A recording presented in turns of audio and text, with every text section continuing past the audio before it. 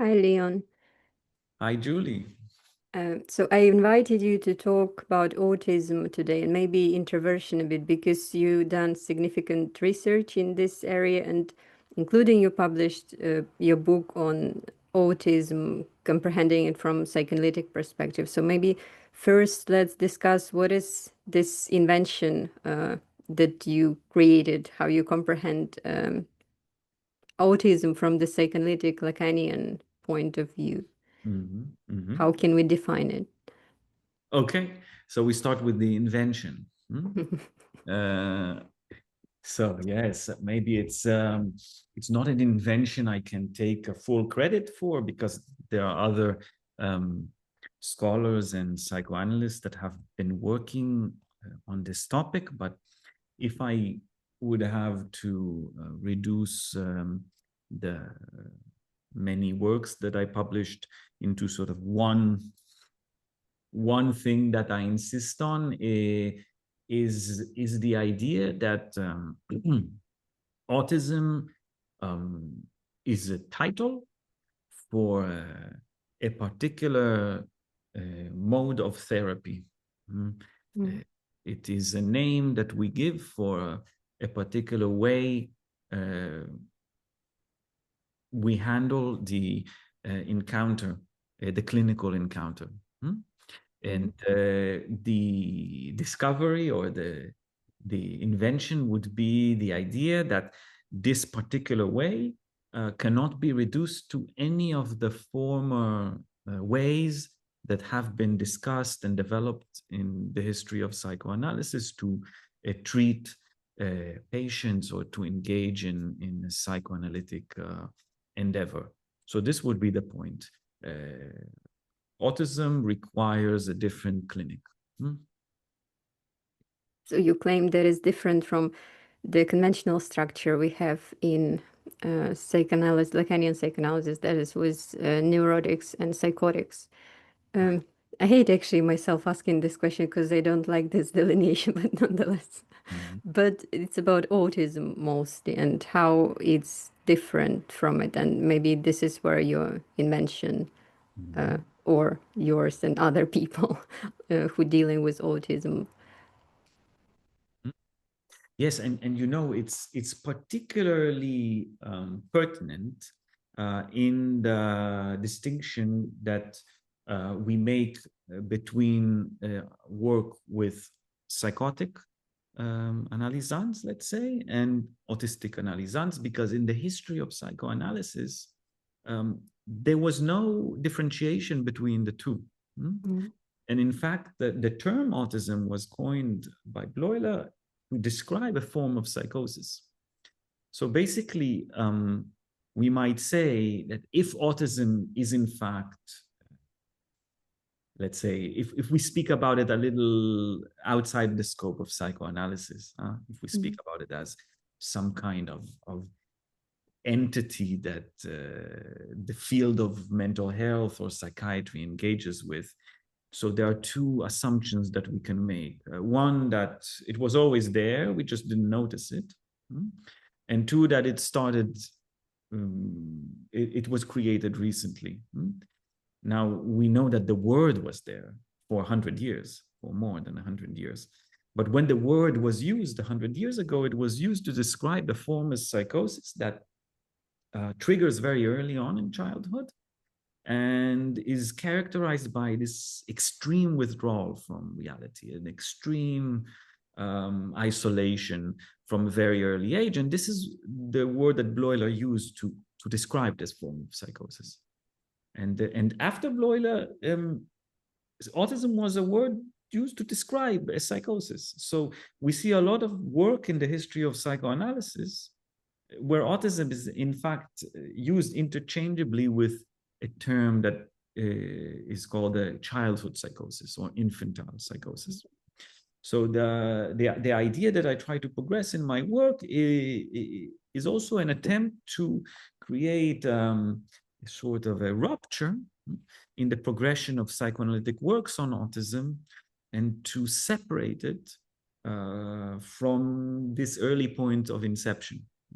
And maybe it's not for nothing, you know, with these psychoanalysts and psychiatrists, they saw these children and they behave very strangely sometimes, and they seemed a little detached sometimes. And this is why they might have confused it in this way. This is my assumption. So perhaps it's a bit too early to ask, but what, or maybe not. What is the different approach in general, maybe more general than with autistic people, to how psychiatry comprehends people and what psychiatry does with people, and how psychoanalysis comprehends people and what psychoanalysis do with people? Maybe this simplest way to put it is that it's largely behavioral. Like there is the strange behavior uh, that should be corrected, normalized, and psychoanalysis is not like that. It's more space maybe for comprehending something as a way of being, I would say. So not corrective. Mhm. Mhm. Yes, so you know, we can make this distinction on two levels that that I think are fundamental for any type of this practice, let's say psychiatry or psychoanalysis. And this is the level of the practicality of the work, the technique, and the theory. So there is never a technique without a theory, and a theory without a technique in these fields of work. And when that is the case, there's a problem. So already on the level of theory, we can distinguish psychiatry from psychoanalysis only by focusing on the fact that psychiatry takes as its object what we call medically an illness, a deviation, an illness. And if we think about this a little philosophically, a little bit, and here I draw from a very excellent book written by Michel Foucault, The History of Madness. It was his dissertation. And he sort of traces these different epistemological frameworks that were defining madness in the history of madness. And today, if we think of the field of psychiatry, we think of the object being an illness that someone has, right? They're sort of a normal person, right? A normal, healthy person. And then they might have an illness. And the aspiration of the psychiatrist is to cure the illness and to rid the person of the illness. Of course, there's some times where the illness is, the prognosis is dire, so you cannot rid the illness, so you help someone sort of, I don't know, live with it, I guess. But the idea behind the practice is that there is this thing called a healthy subject, and this subject might be ill and also ill psychologically. And psychiatry is a field that the practice of this field aims to dissect the illness, to analyze it, and to provide a therapy that will cure it and bring the person to a normal state. Now, this is very different than psychoanalysis, at least the way I read it, maybe Lacan, maybe, you know, we might say Freud in many places, because for Freud, there is no category of health.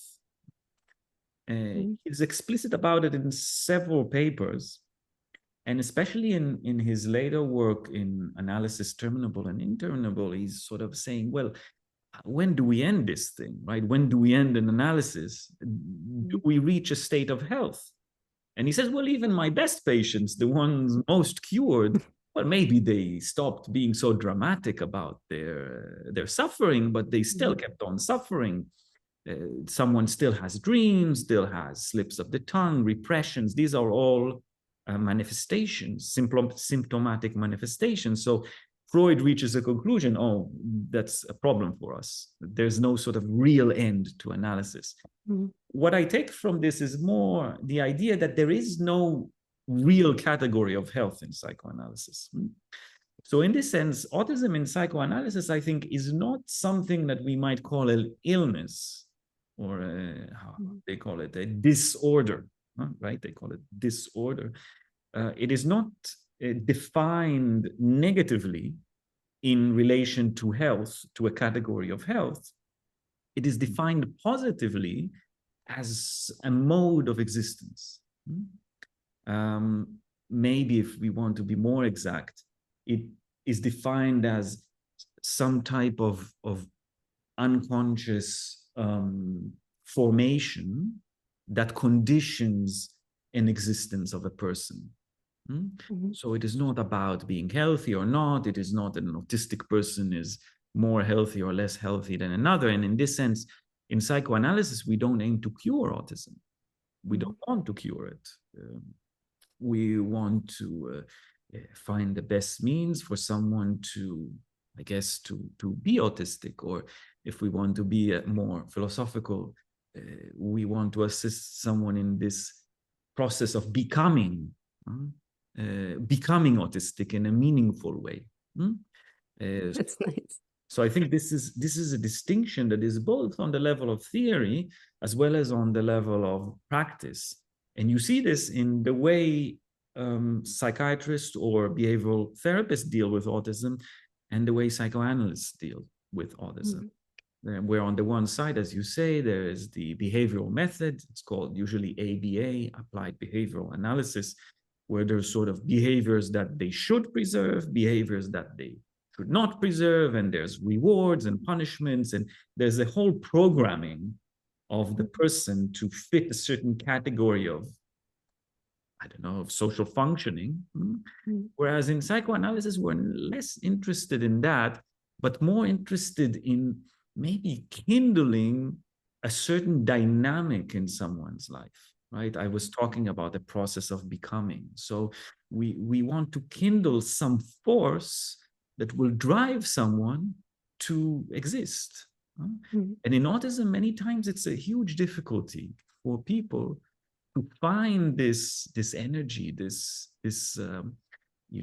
I will just say it, this desire that will get them out of the house, get them doing something, even stupid things. It doesn't matter, just to do something, to exist in a way that they feel meaningful. And the clinic of autism then revolves around this, if you want to sort of generalize it. So to summarize, psychiatry, it functions searching for illness and implying that they're healthy people, and any illness, including from this perspective, autism needs to be corrected. APA is one of the example of this corrective behavioral therapy. And on the other side, there is psychoanalysis that rather comprehends autism as a way of being. And in Lacan, we don't have illness, but we have pathology and any type of, and there is nothing beyond the pathology, just different variations of pathology. So neurotics, psychotics, and autistic people would be all ways of different symptoms, different pathologies, without implying the norm. All of them are deviation from the norm that doesn't exist. And accordingly, the clinic of psychoanalysis would imply, the way you said, being helping to be autistic better, which I really love. And the word that you use is great, the encounter, the specific form of encounter in the clinic, because it would be critical to word help too, because it also implies that it's better than cure, because in cure it presupposes you completely get rid of certain things that you don't like. But help also is problematic because it kind of implies that you know what to do and you are the, I don't know, it's problematic. So I really like the idea of encounter here. Just to specify, it's better than support and better than help, because it deprives of the authority, like someone is healthy and guiding, and the other, it's your idea. Why you seem surprised? And you also write in your book something that I really like is that, well, on one hand, it's obvious what you do, that when you introduce the concept of, when you comprehend the concept of autism from psychoanalytic point of view, you expand Lacanian psychoanalysis, you show that it wasn't there, so you change it.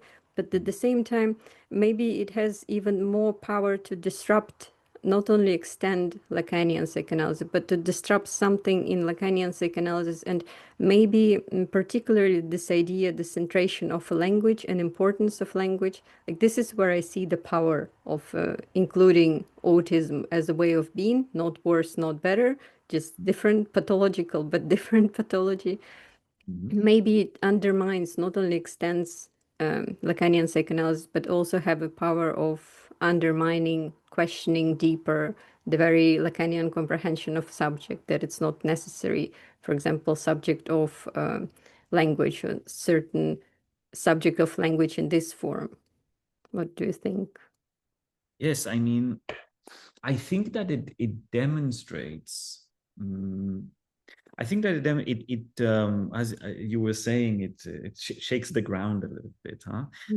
And I think we can identify two levels here that I think autism does then more than any other clinical encounter, that one might have, because this happens regardless. Whenever you encounter, you have a psychoanalytic encounter, either as an analysand or an analyst. There's something that is shaken up. The first has to do exactly with what you were saying, with the notion of language and how you interpret it within the understanding of the theory and practice of psychoanalysis. You in psychoanalysis, in Lacanian analysis, many analysts are trained to make interventions that operate on the level of, I don't want to be too technical here, but I say interventions on the level of the signifier. So we might say disrupting the way meaning is made for yourself, the way you tell a story about yourself, the way you understand the world, the relationship with the world. So many interventions are made on this level. And with autism, you see that these types of interventions are not so effective at all. And in this sense, it dictates a wider understanding or a wider sense of language. I don't think it abandons the idea that the subject in psychoanalysis is a speaking being, is a subject of language. It doesn't abandon it, but it absolutely widens our definition of language. Language not as something that we use, not strictly as what we use to communicate, but something a bit wider that exists beyond meaning. It has to do actually with the way language reverberates in the body. So you really see this in your work I'll talk about my own practice. In my work with my autistic analysants, where sessions are not so much aimed at, let's say, as I was saying, disruption of repetitions, but actually can be thought of as reverberations of voice, of encounters of shared singing, I might even venture to say, because it doesn't matter what is spoken. It doesn't matter what is said, what is shared, and what is spoken about, but the fact that a certain dynamic of a discourse is established, something that becomes familiar and positive and even pleasurable, enjoyable for the analysand, with the analyst, this is what creates an effect in one's life. So I think that autism really necessitates the practitioner to take a step away from what we know therapy is about. Sort of, this is not what an analyst would do, but let's say a therapist would say maybe that therapy is about directing the patient, giving them advice, talking about their life. An analyst might say that psychoanalysis is about freely associating and remembering things from your past and speaking about your dreams, but both would be wrong. in thinking that about their work with autistic analysants. This is not what it is about. It is still about speaking. It is still about language, but it is not about language in this sense. So this brings me to the second level that I want to add to what you observed, sort of a layer and nuance here that has to do with the ethics of psychoanalytic practice that I think, again, autism emphasizes more than any other form of psychoanalysis.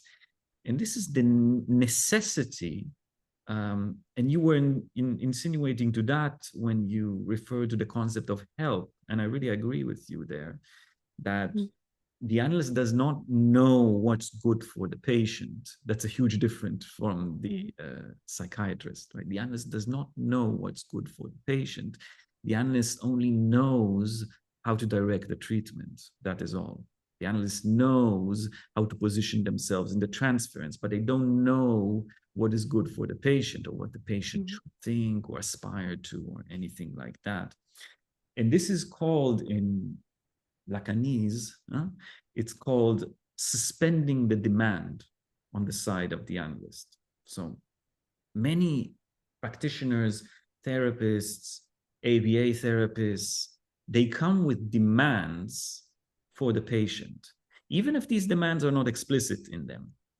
But I'll give you some classic example for demands that I hear from some practitioners that come and do supervision with me for their work with autistic patients. And, basically the demand to be empathetic, the demand to understand, the demand to express emotions, the demand to feel. So this is an example that many times repeats in my supervision encounters, where practitioners they expect their patients to feel something for something that they would feel something for. Classic example is death in the family, for instance. So they come with the demand that the patient would feel sadness, let's say, when a family member dies. But autism really accentuates the fact that we cannot demand anything from our patients. And we should be very careful that we don't come to the encounter with these kind of demands. Because the encounter in autism, and again, this brings us back to sort of the bottom line of my work, is it is utterly different. It necessitates from us to be absolutely sure that we don't come with any such demands. So, there are two things in Lacan, like Lacan that I love and Lacan that I hate. Mostly, I don't like Lacan, but what I hate and what doesn't work with autistic people is this demand to speak well. And I would question it. Why is it necessary we have to speak well? Why is this ethical demand to speak well? I really don't understand why. It's kind of Lacanian obsession with language, with the symbolic. On the other hand, the Lacan that I love is that you're not supposed to know where you're saying it. You're not supposed to have the demand. You're supposed to suspend demand from both analyst and analysand. Unlike in psychiatry, the demand in APA, where there is a demand from whatever, both sides, and the demand is fulfilled as a result of successful resolution, successful therapy. There's nothing like that in the Lacanian one. We just, the analyst is the one who don't know. And maybe this invention is the place where it's coming from, not knowing the disruption, even of Lacanian suggestions themselves, like this suggestion to speak well, the demand to speak well. And autistic subject is the subject, the way you describe, not only you, but the way you present is described in your book, and the way you add to this comprehension of autistic formation is that it's something going there differently from how Lacan would maybe demand with the level of symbolic, with entering the level of symbolic. So it's the different kind of subject that it's formed. And, yeah, I don't know if that's the question or something. Yes, I mean, what is this idea of speaking well? Huh? It Mm. is, I think it is extremely problematic. And I think maybe there are two, when you say this, two instances in Lacan's teaching comes to my mind. And maybe it's good that he's dead, huh? We're saying you don't like him, so good riddance. But the Yay. two instances that come to my mind. Two Lacanians. To Lacan's, yeah, exactly. One very early when he speaks about full and empty speech, yeah. So speaking well is having this full speech, and the other is when he speaks about melancholia, about depression, as not speaking well, not being able to speak well. The first, I think that he abandoned very quickly, and I'm really glad that's the case, because what is full speech and empty speech? Yes, it's true that, many patients come armed with speeches, and they repeat the same thing that they have been saying their whole lives to themselves and to their peers. And in analysis, we want to sort of make a little shift in discourse, not say the same thing again and again, but maybe create something new. Who knows where it will take you? So, yes, we might say that there is this kind of more initial speech, but it is not empty. Of course, it is full. It is full with slips. It is full with expressions that can be material for interpretation. So I think that the early Lacan was sort of maybe a bit hasty in saying, okay, let's get over this. Stop with this nonsense with your speeches. Let's get to the work. But I think that it's good that he abandoned this because there is no such thing as empty speech. So you always speak well in a way. The question is if the analyst listens well enough. And some analysts have a very heavy ear. They don't know how to listen well. So they blame the analysand. So I agree with you on this. And in the case of depression or melancholia, when it's saying it is not, it is depression is in fact not speaking well. Well, I don't know if it is well of a good or bad, more of an invitation to say something about it.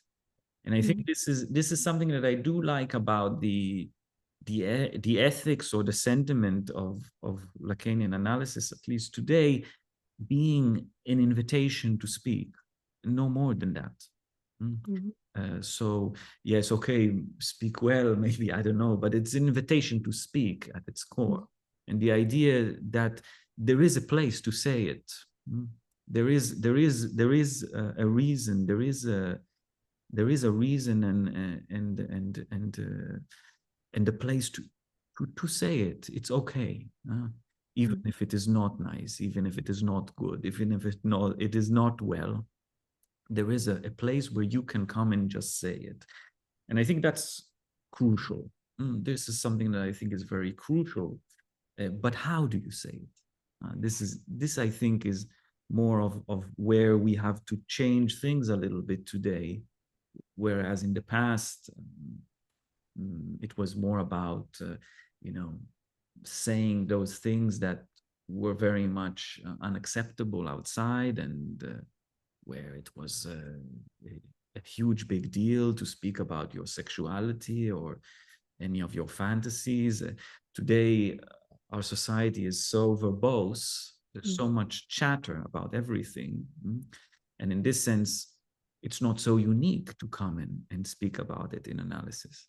So what is this new kind of speech? What is this unique kind of speech that we have to offer our analysans? This, I think, is sort of the crucial question today, and where we have to, as you say, step beyond what those guys 50 and even 100 years ago were speaking about, were writing about.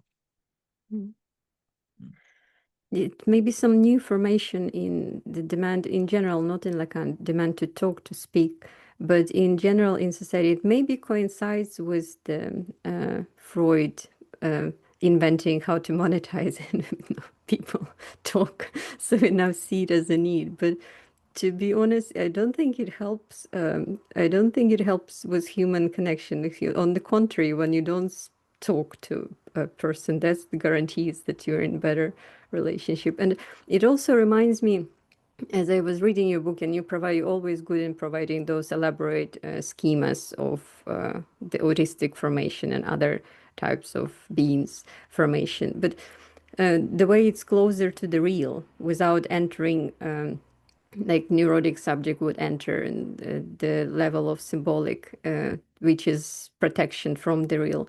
It reminds me this kind of the sign language, what is called with autists, is reminds me, I don't know why, but or maybe I do, Foucault's The Order of Things, where he describes this pre-linguistic, pre-classical, before what is 17th century type of language, how language functioned, and it's something that is completely different from what later appears in these classifications in the different type of knowledge. And before it was more like this magical something where it's hard to distinguish where is the word, where is the reality. Words and things, not separated in something abstract, not categorized, but actually connected. There was a great example, I think, there was the snake and the shape of the snake, the S, the symbol of snake, and the sound of the snakes. So this is this kind of magic things, which we don't have anymore. And later obsession, the classical age was 17th century, was the taxonomy, representation, categorization, symbolization, signification. What we now see as the progress in comprehension was in comparison with the what is implied. If this is progress, then it implies that the previous one was more primitive, but it's always retroactively. Wherever we have new, we think that it wasn't. I think it was more fun, that way. But on the other hand, there was more horrible, kind of maybe. But there is something about this different and more magical world, and horrible at the same time, that we're just not able to capture this, in my view at least, the subject that goes through this formation, the normal subject. I think it's more of the lie there, not the proper formation. And it's also Lacan problem for me is that he presupposes this classical comprehension of human being as there is the primitive stage, the non-linguistic stage, and then and it's also human uniqueness here. Like you develop language, now you better, and if you don't, you primitive. And it implies the stigmatization of mother, like the mother sounds and songs are more primitive, which we know that well, it implies that the symbolization, this categorization in a way is more progressive, how one's supposed to act. And for me, it just, this kind of proper Lacanian subject, a subject who lies. You detach words from things, but you lie, the things are lost. And this is how people actually lie when they talk, because that's something is lost. You might feel it might help you with your suffering, but on the expense that it's very reduced lie. You lost the connection with something. Maybe the other thing I was going to ask you about, the intense world theory, where the autistic people comprehend there is more intensity in their comprehension of the world, in their feelings, instead of just being deficient. So, and we now also know that human language is not that unique. I mean, it's different from the language of cats or whales, but there are so many ways to transmit information to the bacteria can do it in their own ways. It's just things that we know, and there are so many things that we're not able to comprehend. It's not just humans that are different from the primitive nature doing it. We just one of the forms, and there are other forms. Evolution never stops. It stops when everything is extinct, which will happen. But before that, there are lots of things, the mutations and the strange stages, and none of it is better than the other. And from this perspective, what autism represents, in relation to standard Lacanian schema is maybe the disruption of it. There's the mutation that is not better or worse. Well, I think it's better, but more interesting at least. Again, I'm not sure if it's a question. Well, I'll try and address many points that I've written down as you've made this intervention. First of all, as I agree with you again that we must think of language in a wider sense if we are to think about the clinic of autism. And this is, I think I suggest this, I don't know if it's in the book or in another paper, I don't remember anymore, but to think about language not as the English language or even a language composed of signifiers as Lacan does, but as a language as just any form of inscription that preserves a fleeting experience. So basically, if experience is fleeting, like a lens of a camera, where it sees everything theoretically, but we cannot speak about an experience until something is recorded and is inscribed. This was Freud's wager that conscious experience, that psychological experience, is in fact something that comes after the moment of inscription. As you know, repression stands there at the gateway, right? What it decides where things will be inscribed, how things will be experienced. And in this sense, if we think of language as just this means of psychic inscription, we take a step back from thinking of language in the way that the semioticians did. And this is what Lacan bases his teaching on, right, on semiotics. And for semioticians, language is made out of these things that are called signifiers. And as you said, these things inherently, fundamentally, they have a mortifying function. They kill something because they represent it to another signifier. And in this sense, this language, as you were saying, it makes things a bit easier. It's helpful for repression, right? Because things are not as intense as maybe they can be. So this language of signifiers, it is the building blocks of reality for the neurotic.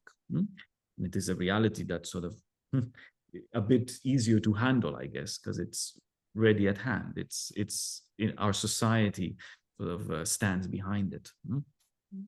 But a point that we must remember is that it doesn't matter which language it is, if it is the language of the 17th century of pre-civilization, etc., the language of the stars. Language, by definition, is always lacking. Language can never really represent fully the thing. This is the nature of language, because it is not the thing. It's just a way to conceive of it. And the fact that language always falters is why we have psychoanalysis, basically, because language is not sufficient to find an end to suffering, to explain everything, to create a truly fulfilling experience. It's always lacking, and this lack manifests in different ways. And as you were saying, in autism, what I present as a thesis is that language is actually not composed of signifiers, but composed of this other linguistic unit, something that was made out of these units of inscription that is called a sign. And the sign, as you were saying, is not as handy in creating a boundary between me and the world. So what we see many autistic people experiencing is, let's say, we might describe it lyrically as some type of an enhanced proximity to what Lacan calls the real. Mm. Now, the real, we have to emphasize, and here we might disagree, Julian, you tell me, but the real, I think, is not equivalent to the true. The real is not another word for truth. I think that's important. The real is, well, exactly what evades, is a residue of language, which language doesn't capture. It is not the true, it is just the ineffable. And while autistic people do experience a proximity to this ineffability, I don't think that it makes this type of reality closer to any truth. It's not closer to the state of things or to the thing. It's just closer to this experience of ineffability. And we see this, for instance, in many, and you were speaking about this magical language or this sort of more natural language that is more tied to the world. And that really spoke to me. And especially I was thinking about how so many autistic people experience something that's called synesthesia. You know, it's when you have sort of a mixing of the sensory registers, and particularly we have sort of these phenomena where people say, oh, 6 is red, and 5 is blue, and 2 is green, and one experiences this. And I say, yes, this characterizes autism. This characterizes the experience of autism exactly because there is a proximity to that, to what the signifier mortifies, to this level of ineffability, to the real. Then I wouldn't say that 5 is actually red. I wouldn't say that there is such a thing, a red 5. But there is an experience like that. And it is not a primitive experience. It is not lesser or more, I would say, than a different type of experience. It is less common. People that experience the world in this way have less tools that they get from society to live this experience. They have to work on it by themselves. They have to invent ways to survive by themselves. But I don't think that we can call it, as you were saying, something that is more primitive or more advanced, nor is it closer to a certain metaphysical truth or further away from it. It is just a fact of living through a certain kind of language that, well, it works to some extent, but to another extent, it is insufficient. And the question is, what do you do with this, right? So I'm in my work with autistic patients, I'm not trying to sort of teach them how I speak, or teach them how to speak, or teach them how to or help them acquire new words. I try and see what you can do. What can you do with this language that you have, this language of the world, with this experience, with this proximity? What can you create with it? From this position, maybe what is important for me for this general project, which is negative project, is that maybe I would assume that autists, because of this proximity to the real, might be more depressive realists than the other types of subject. If you, and you a couple of times mentioned relying maybe on other people, but autism in relation to anxiety and depression, and in general in Lacanian psychoanalysis, this not entering the symbolic is depressive state. But if you think of truth, well, truth in this comprehension is not that 5 is red, even though it is, I'm sure, red. But truth, I don't know why, but truth is rather the absence of truth. It's something, the instance that lacking the sense, or the lack, and you write that lack is lacking, but I read it as existential, metaphysical, ontological truth. For me, it means something like Heideggerian nicht, this nothingness, was the verb for what the nothing do. Luck is lacking because this is what luck is doing, not because there is no luck, but lacking of the luck. And entering symbolic, which doesn't happen in autism that much, is just staying there without entering the space of light where you reduce, where the luck starts to function in a level of symbolic, meaning very light type of lucky, the loss, or you enter into the stage of loss where there's something, the idea that something can be substituted, something was there that was lost. If you stay with the lacking luck, it's the nothing you can do, is this intense horror of existence. That's why for me, those are more of a depressive realist. Maybe also anarchists, by the way, because they're just not able to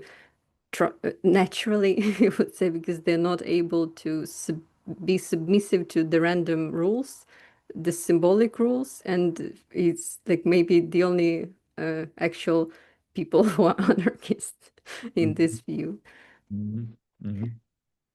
Well, I'll just maybe argue against the notion of realism. You know, I published this little booklet called Against Reality, and sort of, I don't know if it's a manifesto, as something of a sort against the notion of reality, and I speak against this idea of realism, because there's sort of, there is something, I think, very unethical about a position of a subject that says, oh yeah, I am closer to reality than you are. For me personally, well, maybe we can get your group to read this text Against Reality, but for me, the reality itself has the, well, as Lacan says, the structure of fiction. But I'll comment about autism particularly, and I follow here a very great Canadian philosopher called Ian Hacking. He writes about a lot of things, and he also writes about autism. And he's he's kind of like a down-to-earth kind of guy. He's not doing metaphysics. He's kind of a down-to-earth philosopher. And he says something that I really like. He says, well, autistic people, and as you say, have such, they call it comorbidity, right? In the world of psychiatry. So there's a comorbidity of autism and depression, autism and gender dysphoria, et cetera, et cetera. And Ian Hacking is saying, well, it's not that that autism is necessarily a cause for depression. It's not, there's no sort of causal relationship there. He says that just autistic people are a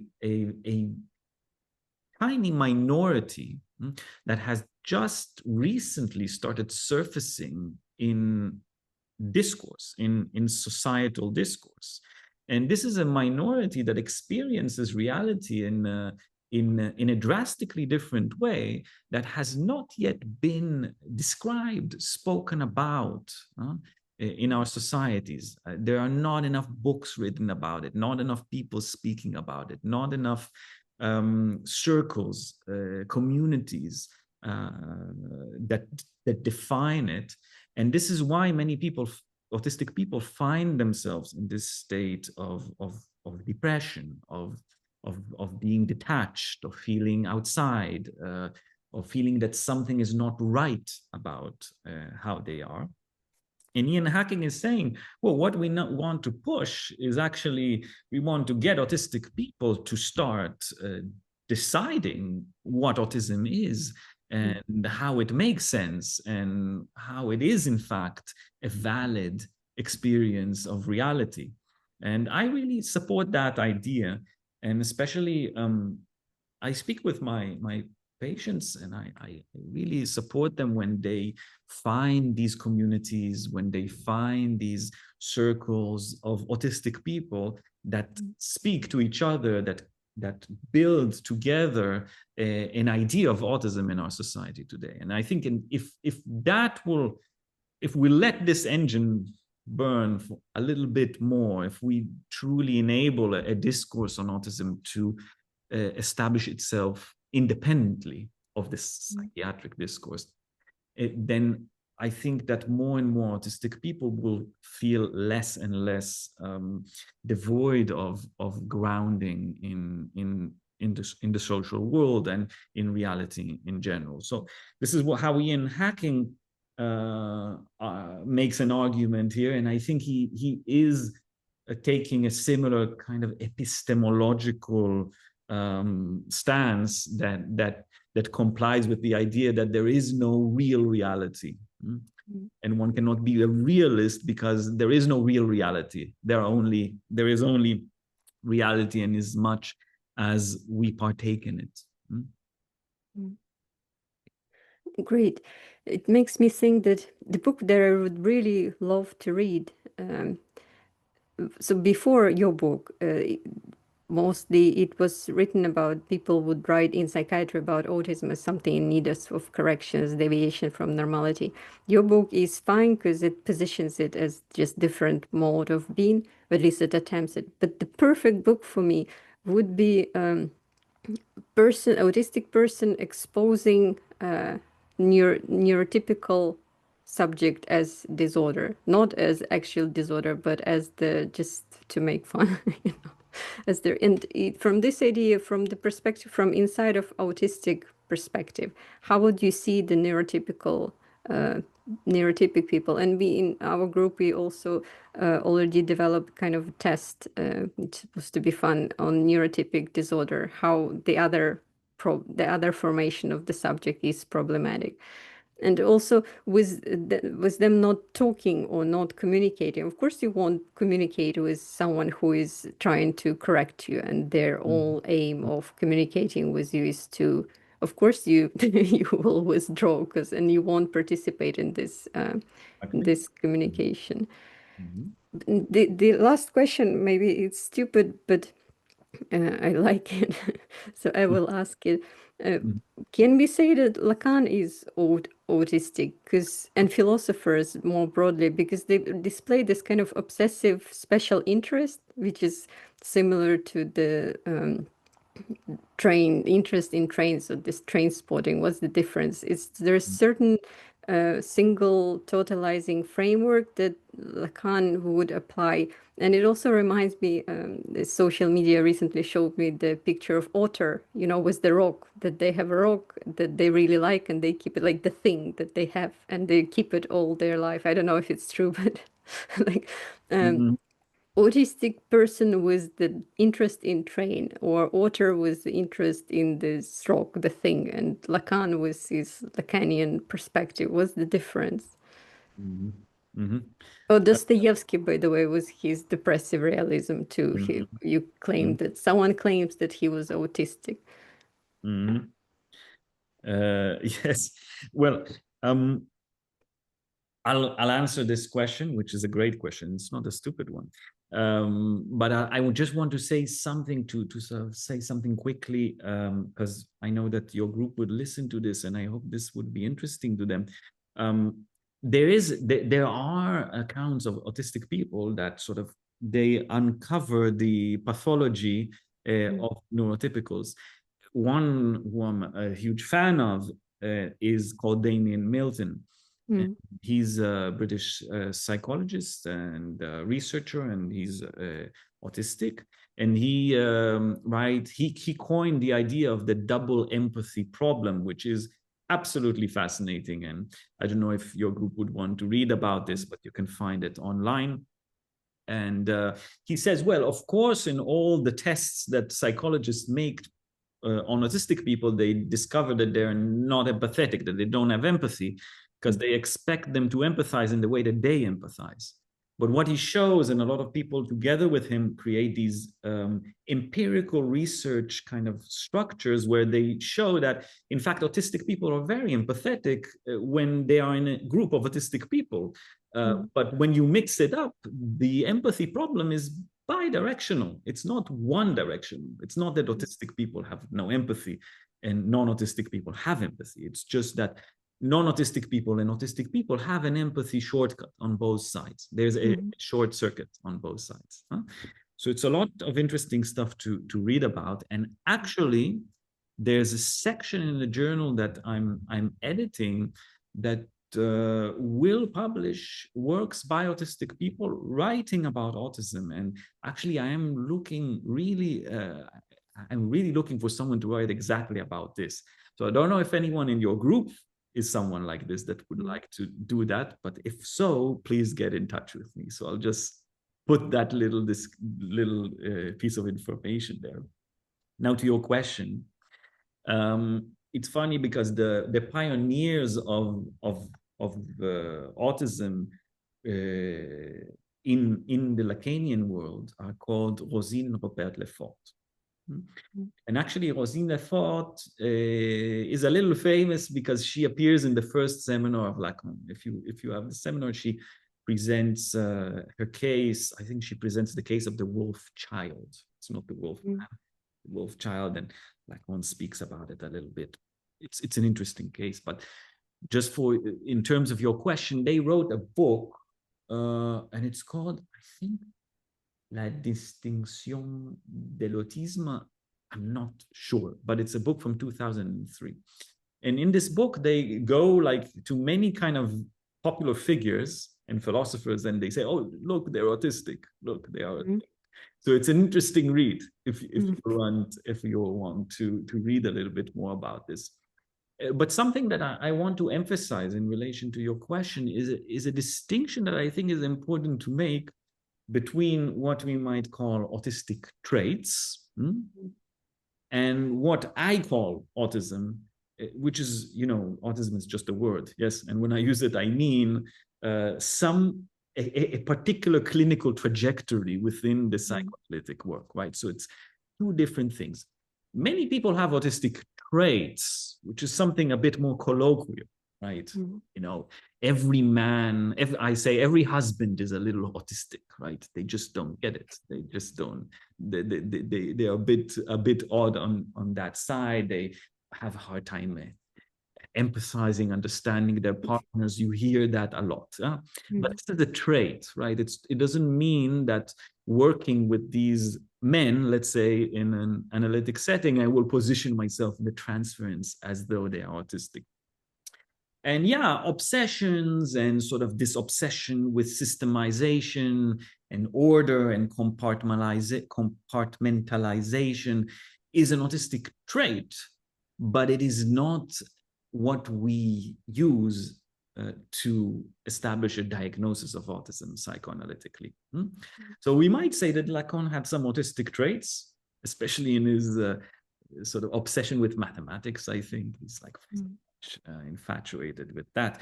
But we cannot know, of course, if in fact we would call Lacan autistic in the sense that I use this word, in the sense that Lacan was an analysant that would require this type of positioning in the transference. Lacan said that he's hysteric. This is what he said. So he needed that kind of analysis, but who knows? Hopefully. All right, Leon, thank you so much for this discussion, and I will see you on other occasions. Thank you so much. Great, see you then.